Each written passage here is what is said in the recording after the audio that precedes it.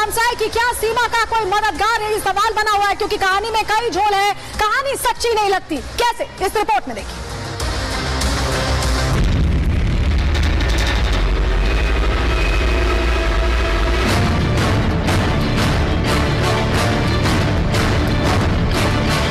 सीमा की इश्क की चाशनी में तैर रहे हैं संदेह के झाग।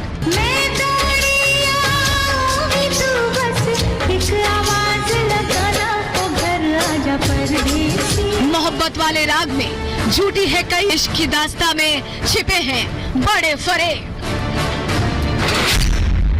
पाकिस्तान से आई सीमा का सच क्या है?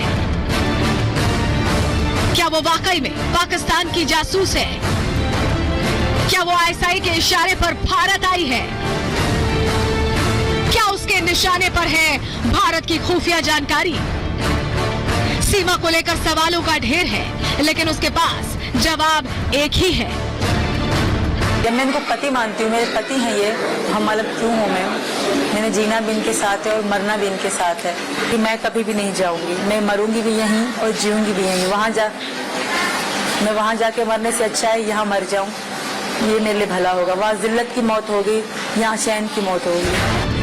लेकिन सीमा जितनी सहज होकर सचिन से इश्क के किस्से सुना रही है, मामला उतना सहज नहीं है।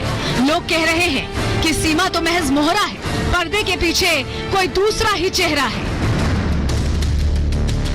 सीमा को नेपाल तक कौन लाया? सीमा कह रही है कि उसने YouTube से भारत आने का रास्ता तलाशा, ट्रैवल एजेंट के जरिए टिकट बनवाया, लाखों रुपए खर्च कर नेपाल तक पहुंची। जब मैं इनको पति मानती हूँ, मेरे पति हैं ये, हम अलग क्यों हूँ मैंने जीना भी इनके साथ है और मरना भी इनके साथ है कि मैं कभी भी नहीं जाऊंगी। मैं मरूंगी भी यहीं और जीऊंगी भी यहीं। मैं वहाँ जाके मरने से अच्छा है यहाँ मर जाऊं, ये मेरे लिए भला होगा। वहाँ जिल्लत की मौत होगी, यहाँ चैन की मौत होगी। लेकिन सीमा की इस कहानी पर लोगों को भरोसा नहीं है। माना जा रहा है कि नेपाल तक पहुंचने में किसी ने उसकी मदद की। भले ही टिकट ट्रैवल एजेंट ने कराए हों, लेकिन कोई और भी है जो उसका साथ दे रहा था। सीमा के नेपाल से भारत आने की कहानी भी संदेह के दायरे में है। शक है कि सीमा के साथ नेपाल से भारत तक भी कोई न कोई आया होगा, जिसने न केवल उसे रास्ता बताया बल्कि उसे नोएडा तक पहुंचाया भी, क्योंकि सीमा महज 5वीं क्लास तक पढ़ी है और कम पढ़ी लिखी महिला का 4 बच्चों के साथ अंजाम देश आना इतना आसान नहीं होता।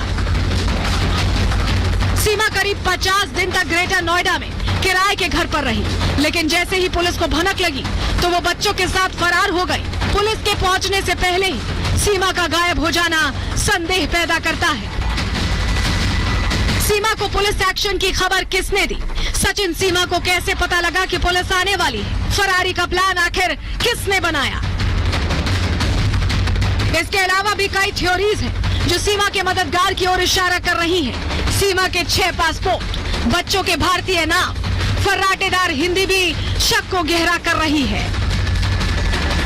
शक है कि सीमा को ट्रेनिंग दी गई है, भारतीय परंपरा रिवाज तक सिखाए गए हैं, इसीलिए वो गंगा स्नान की बात कर रही है। भारत आते ही तुलसी पूजा करने लगी है, सूर्य नमस्कार भी सीमा ने शुरू कर दिया है। कुल मिलाकर पूरी कहानी किसी तीसरे की मौजूदगी के संकेत दे रही है। लेकिन सवाल यह है कि वो तीसरा आखिर है कौन?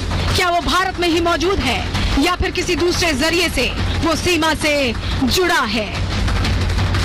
Bureau report, Republic Bharat.